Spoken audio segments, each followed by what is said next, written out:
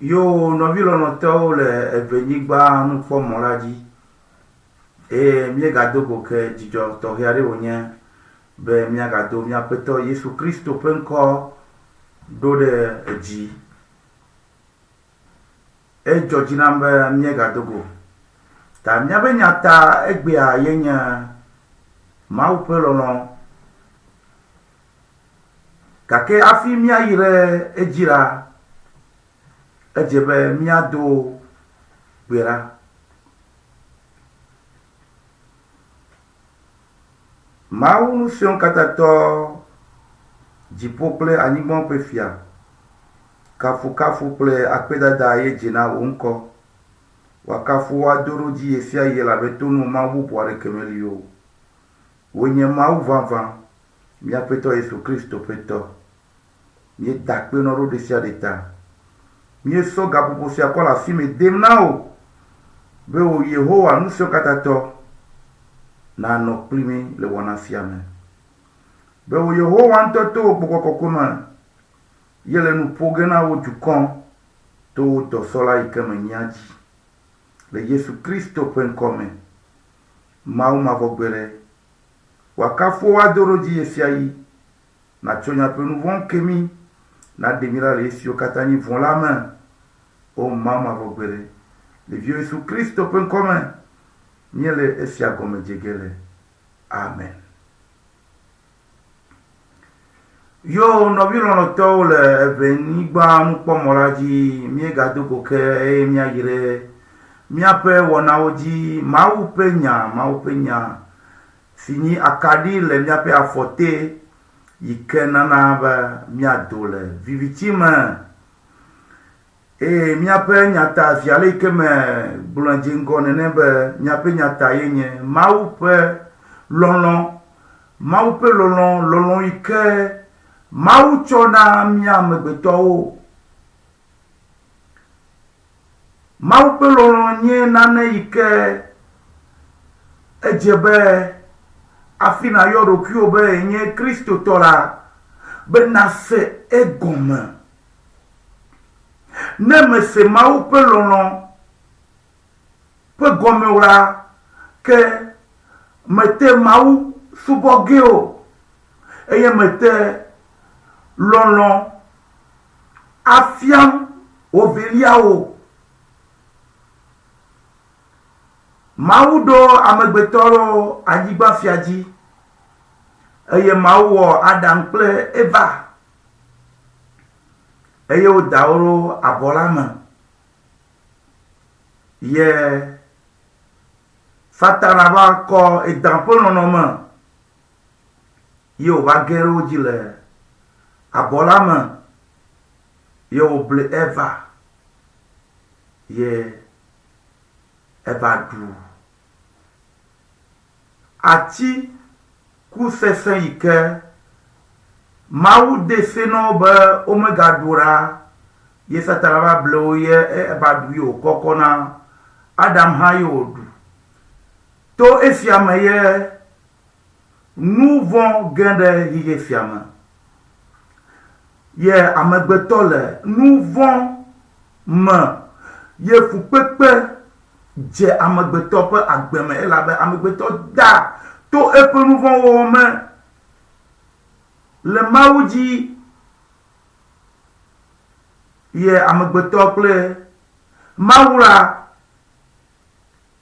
ekadede yi ke le wo me la, kadedea va tso be amegbetɔ ƒe wɔnɔ katã eto vo na Mawu ƒe dzro. Eye Mawu li ye wòkpɔ efukpekpe yi ke me ye amegbetɔ kɔ eɖokui to nu masemase me kɔ do ɖa ye Mawu be ye mete amegbetɔ gble ge ɖe efukpekpe sia me. Ye Mawu ŋutɔ ɖeka le eɖokui si elabe Mawu yi wònye la,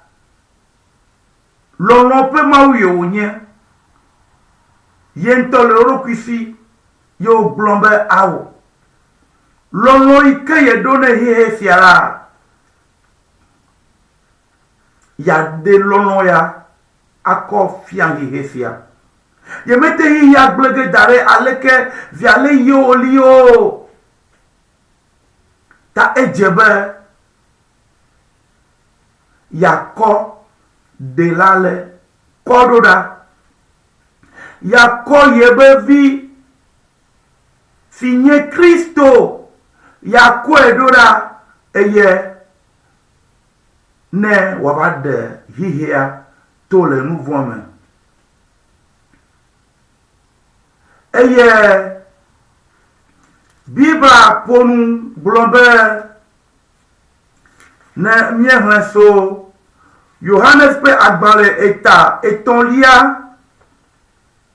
puis wie aden lia ben malé wonder nya peto Yesu Kristo pe comme Johannes pe agbale eton lia puis wie aden lia et l'abbé na alegbegbe maulon heya mebena wocho yemtope tenuvi hena bena ameshiama si roi edisela mele chochonge o ke bohun wapo agbe mavo megale enyatifia yige eji yige de kake Johannes pe agbanle etaton pipi wi adenlia e labena alegbegbe mawu loin hehefia bena alegbegbe no wi ronto mi senyati arabe alegbegbe alegbegbe ikele nyati fiamela egbe temne maupe lolo alegbegbe mau lua heya mebena wocho yemtope tenuvi hena lolo ike maudo alegbegbe na hehefia yenabe wokope tenuvi hena bena amesiame fi roi eji sena la mele chochonge o ke bohun wapo agbemavo lolo fia elolo ekeke ejiji egoglo alegbegbe no vi lono to le Kristo me mawu pe lolo elon heye alegbegbe mawulo heye alegbegbe le mawupelolo ike odona heye dem fiami alegbegbe be omete egomedegio alegbegbe be omete gomedegio mawupelolo ma lolo ekeke yo goglo lolo maye mao kone heya ela me dibe heya ne wati fu pepe me wati ayame wati fipode me ne amegbeto kata na tron la nigbandi o yeta oko epete muvi yikenya nya peto Yesu Kristo ko deda heya me alebe amesi ho eji sela megatron o ke bohun wapo agbe mavo lolon fia lolo alegbegbe menye mawu ye je agole mia megbeto oji o ke bohun mia megbeto we dale mawu pese oji mia we dale mawu pe no me ikeji odomiro be mie le kokwe le gomejejebe e dire ke me le mia nwura mia megbeto we dale eji nyamegbeto we dale mau pe seji me mau ye dale mia pe eseji o amegbeto ye wo mouvement ko kɔdi kɔdo eɖokui nu gake to egbɔ be amegbetɔ mewɔ ɖo mawu ƒe se dzi o ye wòda hɛ wɔ nu si nyi vɔ le mawu ƒe ŋkume la mawu ŋutɔ gana anyi to eƒe lɔlɔ yi wòɖo ale gbegbe ne yi he fia be ye wòkɔ eƒe tenuvi kɔ de ɖa be ne amegbetɔ megatsrɔ̃ le anyigba fia dzi o. Awo nɔvi lɔlɔtɔwo le Kristo me lɔlɔ sia lolo egoglo ekeke ale gbegbe be le amegbetɔ le ŋutilã me ƒe nukpɔkpɔ me la mi mete gɔmesege o gake nenema ye mawu si ɖo hehe fia nenema ye woli lɔlɔ ƒe mawu ye wònye mawu nye lɔlɔ mawu ƒe lɔlɔ nye nane yi ke eye wòkɔ ɖo ɖa mi ye nye Kristo ye Kristo va kɔ lɔlɔ ma hã gava ɖe fia le anyigba fia dzi eye mawu ƒe lɔlɔ la nɔvi lɔlɔtɔwo le Kristo me enunana ye wònye ne míeyi ɖe Romatɔwo ƒe agbalẽ eta 1 me kpikpi 1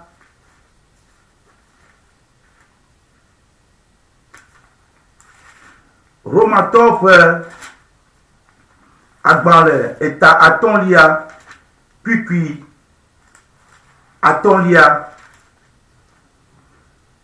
mele esia hlẽge le míaƒetɔ Yesu Kristo ƒe ŋkɔ me.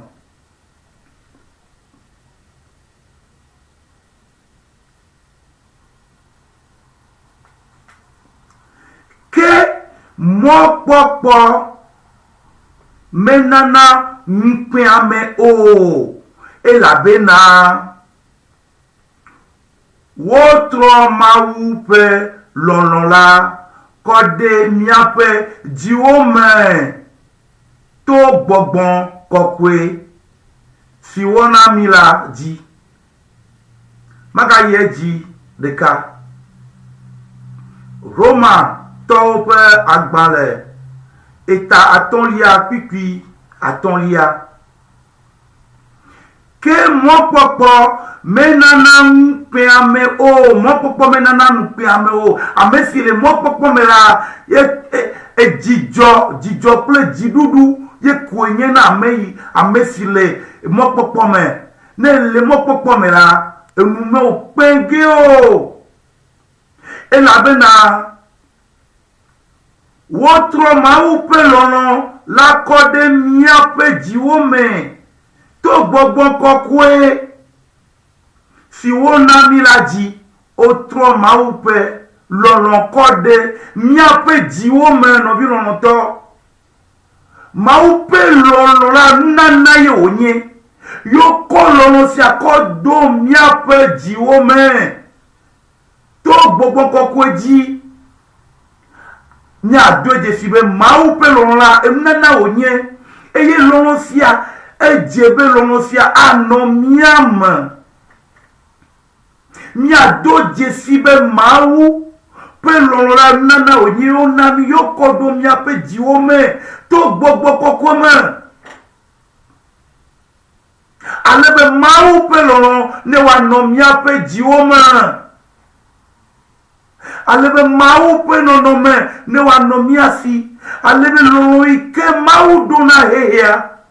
ye wòkɔ via Kristo kɔ ɖo ɖa eƒe tenuvi ye wòva ku ɖo míaƒe nu vɔ̃wo ta ne lɔlɔ sia ne wòanɔ mía hã míaƒe edziwo me to gbɔgbɔ kɔkɔe me. Mawu ƒe lɔlɔ eganye nu yi ke mawu enye mawu ƒe esedede wònye be míalɔ mía nɔewo via le yi ke mawu lɔ mi ye wòɖe eƒe lɔlɔ kɔ fia mi tso to via Kristo dzi nenye yi ɖe Johannes pe agbalẹ̀ eta 8 ma. Johannes pe agbalẹ̀ eta 8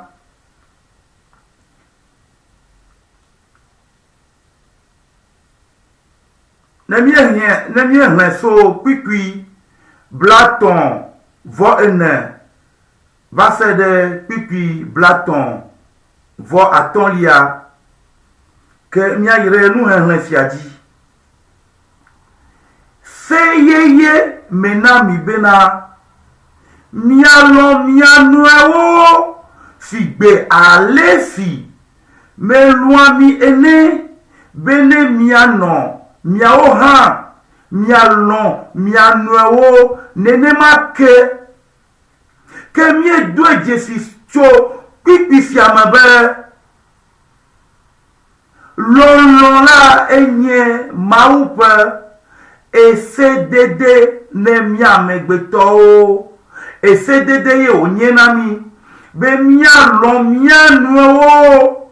ye Kristo blonami be seyeye menami bena mialon mianuewo sigbe alesi meluami ene bena miao ha mialon mianuewo nenemake eye pipi bla ton vo aton lia goblombe esiame amewo kata wa nyele bena nye nous serons là-haut, nye ne lolonle miatoma. Que miakata Christo peut nous serons là-haut, ye nye egbe. Christo yoma, ye miakata mieje. Que nous ado jesibe Christo to ye nye la, ye nye Christo peut nous serons là, et jebe miade lolon. Afia lolon yike maou de fiami yo kovia Kristo rora ye ovakuro mia pe nou vonta le atisoga ntila nenemake mia de loloma afia efia ani jesido elabe loloni Jesido Christo to pe Jesido lolo de na Jesi lolo Christo to nyebe Jesido ye onye lobi lono to na merebe yenye Christo to alo yenye Christo subola yenye maudi horase ye lolo meli emeola ke amesiala menye Christo to o et la belle nyanusi et nous kenye lolo o et la belle maunto enye lolo mawenye lolo nemye ire Johannes pe agbale gbanto eta enelia emye pipi enyilia Johannes pe agbale gbanto eta enelia pipi Enyilia mela miahleso afima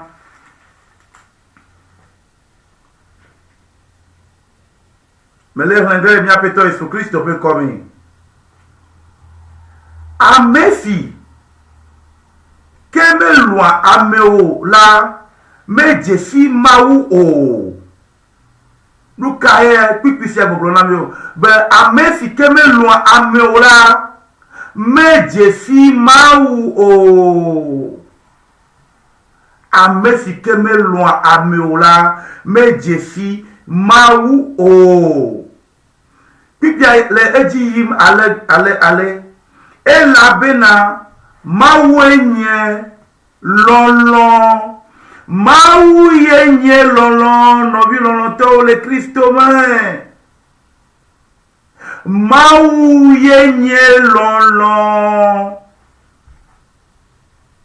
eye mau de epe lolon fiami to epe amenu veve viale ye wòkɔ ƒe tenuvi kɔ hefe ɖe miaƒe nu vɔ̃wo ta ye wòkɔ eƒe ʋu kɔ klɔ miaƒe ɖiwo ɖa ye wòɖe mi to le fukpekpe kple agba yi ke wole miaƒe dzime le miakpem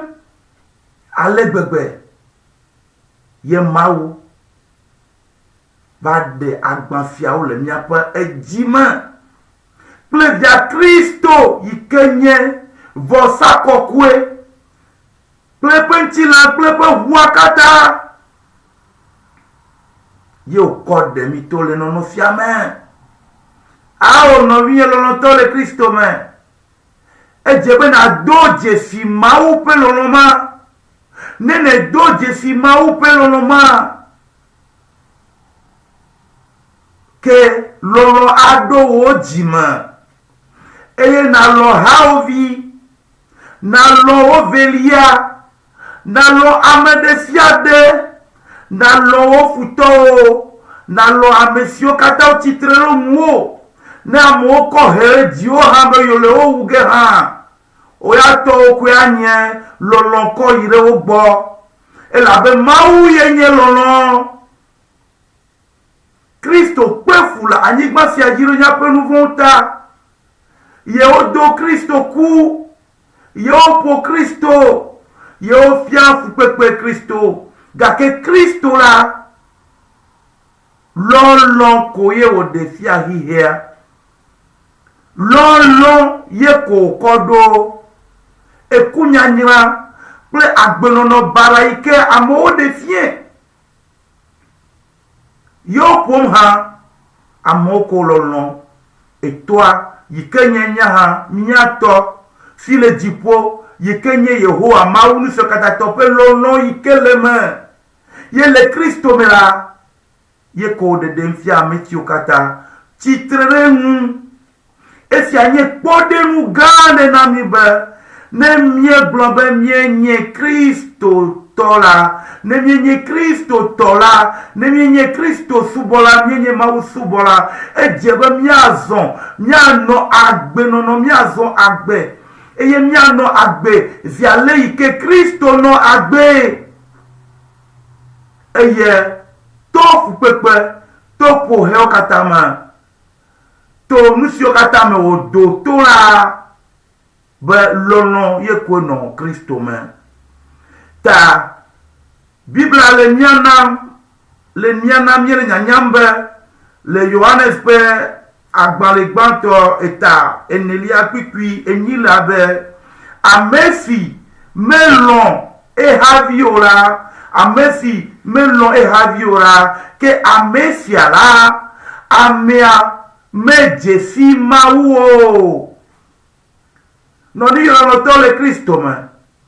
Mekpɔna ale yi ke ame geɖewo nɔ agbɔgblɔm be yenye Kristo tɔ, yenye Kristo tɔ. Gake lɔlɔ̃ mele dzime na wo kɔ yi wobe haviwo gbɔ. Ke bala, ekunyanyra, vɔ̃dzidzi me nɔvi, esiawo nye nu yi le dzime nɔ gake wobe wonye Kristo tɔ. Ke afi ka ye wokpɔ Kristoa le? Ye Kristoa ye wònyra ku o. Kristoa lɔlɔ̃ ye li eme. Eye eƒe lɔlɔ̃ yi ke Mawu ɖe fia mi ale yi wòtsɔ Kristo ɖo la, lɔlɔ̃ sia ye na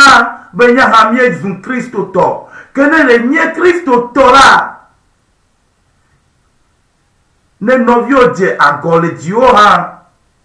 ne ɖe kuku nɔ kple me ɖe kuku nɔ hã, edze be nasɔ ke le wo dziwo me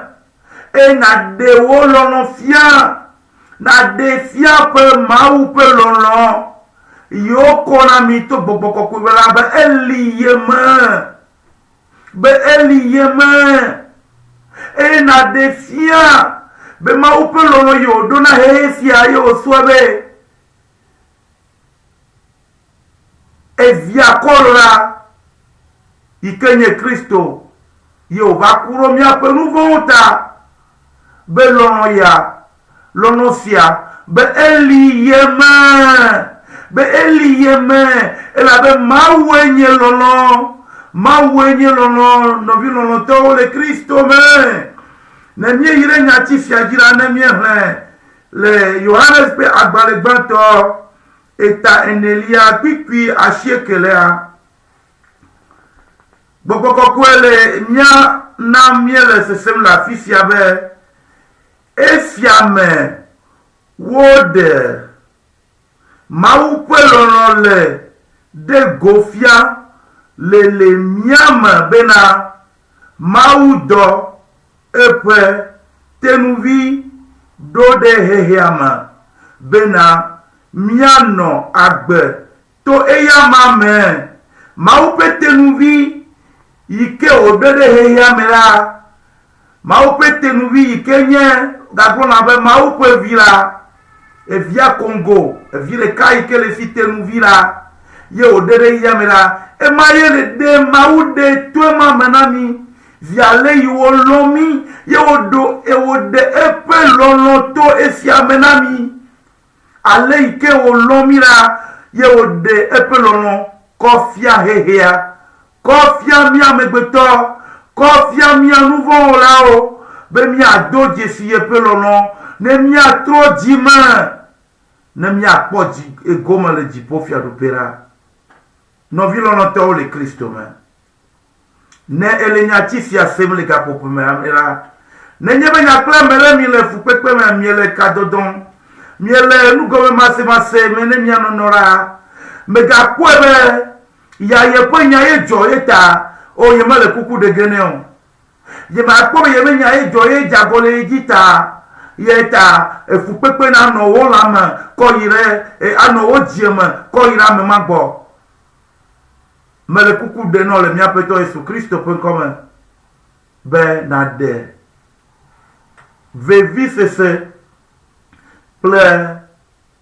ekunya nyira ple amehaha yikele jimeno ko yire o veliagbo na dele ojima eye na de mau pelono akofia eye na ire eklodi ase degbirara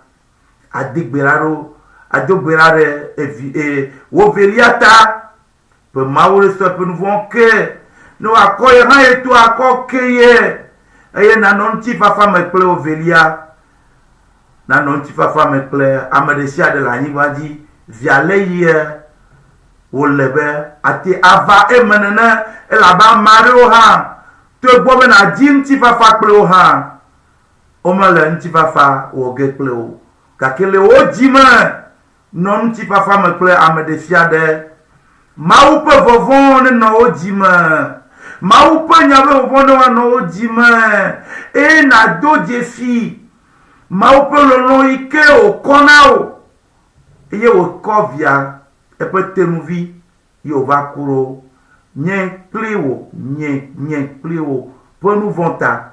eye na trotime eye lolon na do ochima na bia ma wo le pete tra no be wa na be nu si o kata nye amehaha ekunya nyira presusu vuendi yola wa dogole ye po chima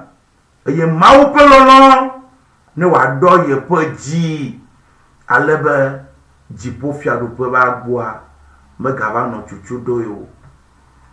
apeto ba menveve ne sumiafi eye nti fafane no plimi le Yesu Kristo pen come amen vi a leika mie je gomenene ma mia ga wonu ple egbedodora. Oh Yehowa nous sommes katato ou amefini jipo ple anigmo pe fia ou amefini nous blanc polo pe maou pour nous blanc nami na koya pe nous vont kemi pour nous blanc nami la même de jesibe fini vont le wo mela mi wo koya pe nous vont kemi fofo e na ko wa levi pe pura ako klomia pe nous vont katada a klomia pe dio katada a klomia pe kunya nyero katada a klo miaƒe vɔ̃e nyinyi kple vɔ̃e dzinamewo katã ɖa eye miaƒe dziwo me nakɔ. O Mawu mavɔ gbe ɖe le viwo Yesu Kristo ƒe ŋkɔ me. Wo lɔlɔ neva yɔ miaƒe edziwo me. Wo lɔlɔ neva ɖɔ miaƒe dziwo me eye megagblẽ mɔ ɖeke kpɔtɔ da ɖi na evɔ̃e kple amehahawo. Ke wo lɔlɔ ne ɖɔ miaƒe dziwo me le Yesu Kristo ƒe ŋkɔ me. Eye Yehowa mavɔ gbe ɖe ado mi ŋusẽ eye nana wo lɔlɔ nanɔ mia me. Fofo mavɔ ŋusẽ katatɔ kafukafu kple akpedada ye dzinɔ. Tovio Yesu Kristo dzi ye mi le akpe dam nɔ zi ale si eƒo nu to wo dɔla wo dɔsɔla ƒe nu me le Yesu Kristo ƒe ŋkɔ me. Amen.